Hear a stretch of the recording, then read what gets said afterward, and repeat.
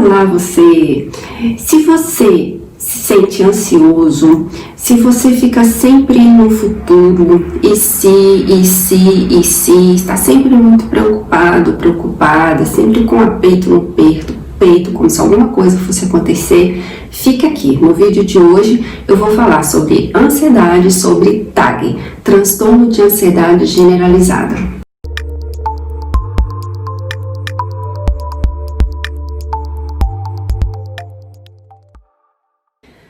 Bom, gente, a ansiedade está presente na vida de todos nós e desde sempre. Ultimamente, a ansiedade tem aumentado bastante, né?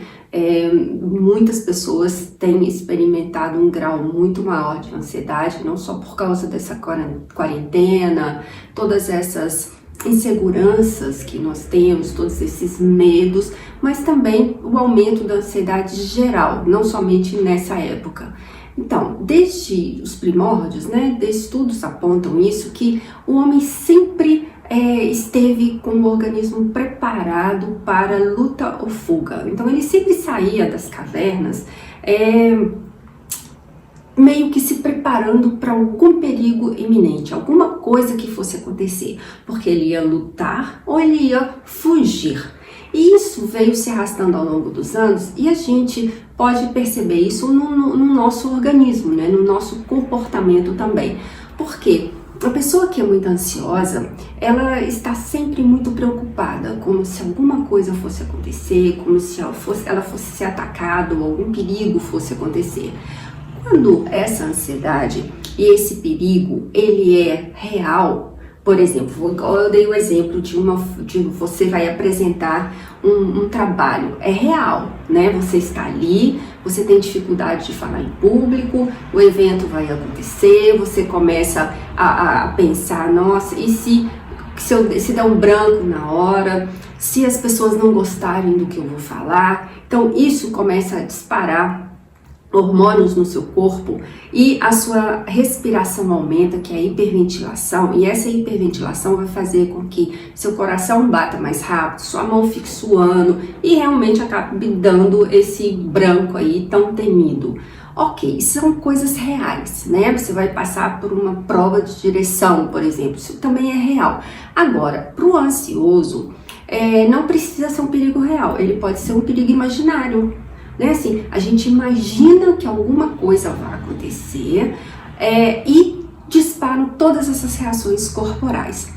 Quando isso está dentro do que a gente chama de normalidade, ou seja, isso acontece diante de um evento ou de alguma coisa que você tem um pressentimento, tudo bem. O problema é quando isso começa a limitar a vida da pessoa, quando a pessoa começa com evitações. Então ela não anda mais de carro porque ela tem medo que o carro bata, ou não anda de ônibus pelo mesmo motivo, não atravessa uma rua porque tem medo de ser atropelada, não anda de avião porque tem medo que o avião caia, não se apresenta porque tem medo das reações. Quando isso começa a prejudicar a vida da pessoa, e isso é constante, acontece muitas vezes, a gente diz que essa pessoa pode ter um transtorno de ansiedade generalizada, que é a TAG.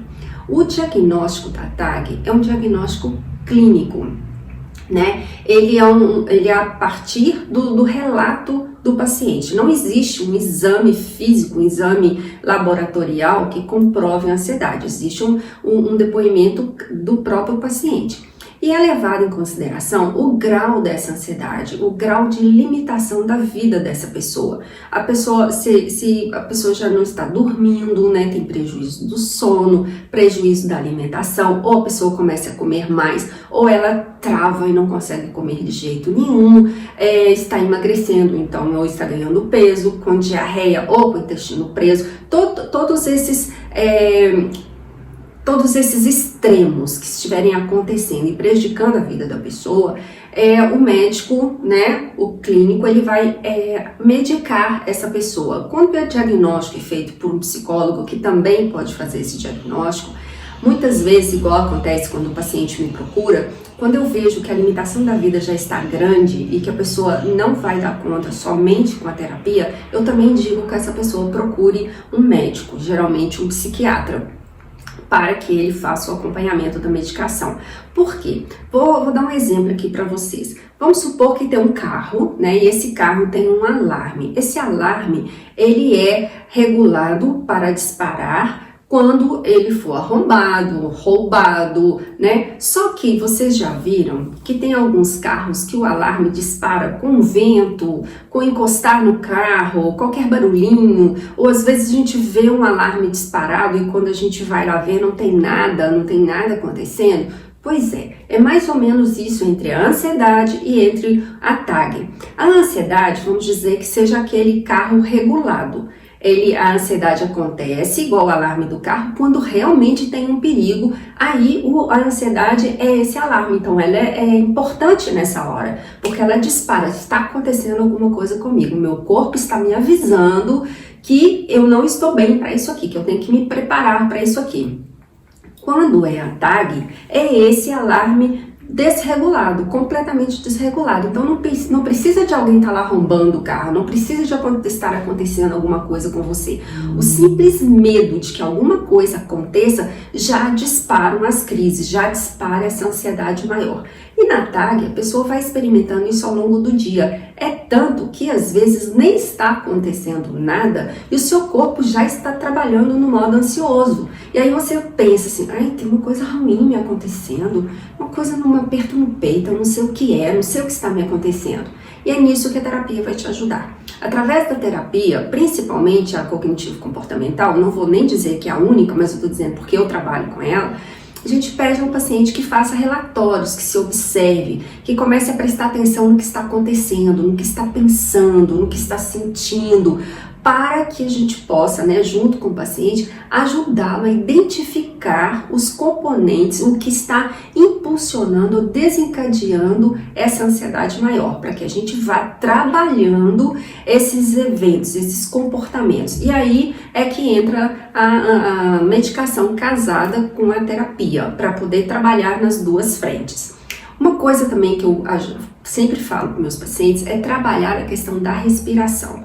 A pessoa mais ansiosa, tanto ansiosa como na TAG, ela tem uma respiração muito curta, muito acelerada, né? A gente percebe, às vezes, o paciente no meio da terapia fazer assim, sabe, buscando o ar lá de dentro, né? Aquela necessidade do ar lá de dentro. Então, exercícios respiratórios, quando eu falo às vezes o paciente fala assim, ah, mas só respirar? Não, não é só respirar. É respirar de forma correta, é fazer realmente exercícios respiratórios, não somente na hora da ansiedade maior, mas pelo menos 2 vezes por dia, para que o seu organismo vá processando, que a respiração vai te ajudar bastante. E aí, numa hora de uma ansiedade maior, fica mais fácil para você puxar essa respiração e voltar ao seu normal, né? Voltar ao seu estado de consciência, o aqui e agora. Porque eu já, igual eu falei com vocês, a ansiedade não é o futuro, você está sempre lá no futuro, a respiração te traz para o momento. Tenta, por exemplo, aí, agora, por exemplo, se você está aqui agora comigo, começa a pensar alguma coisa e puxa a sua respiração para você ver se você consegue manter o seu pensamento. Você não consegue. Quando você está pensando e você respira, seu pensamento já foi. E aí a respiração te ajuda. E completando a isso, outra coisa que eu indico que é a meditação. E aí, olha o que eu escuto.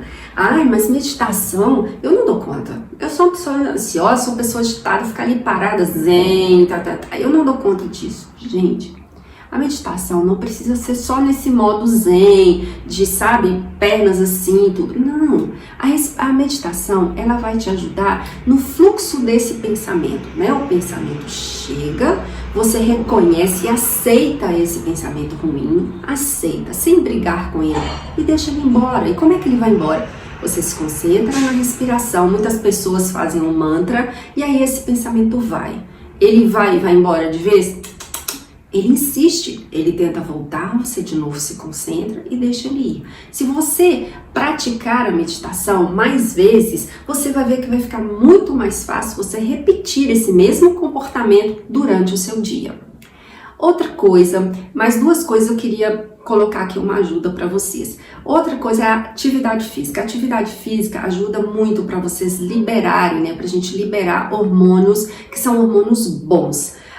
Se por um lado a ansiedade produz muito cortisol, que vai mexer muito com o organismo da gente no mau sentido, a atividade física, por outro lado, vai produzir hormônios bons, que vai dar aquela sensação de bem-estar, mesmo que às vezes seja difícil começar, depois que termina, dá uma sensação de alívio e o corpo também vai processando essa informação.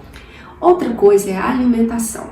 Gente, quem é mais ansioso deve evitar café, pelo menos o que tem cafeína, né? Tentar, se gosta muito de café, para passar por descafeinado, refrigerantes, né? A maioria dos refrigerantes excitam mais, tem cafeína, inclusive alguns chás, outros não, são chás muito bons que ajudam a acalmar, mas vocês têm que prestar atenção lá, se não tem cafeína na fórmula, no chá, porque senão ele também vai produzir uma ansiedade maior, uma aceleração, se você consumir em excesso.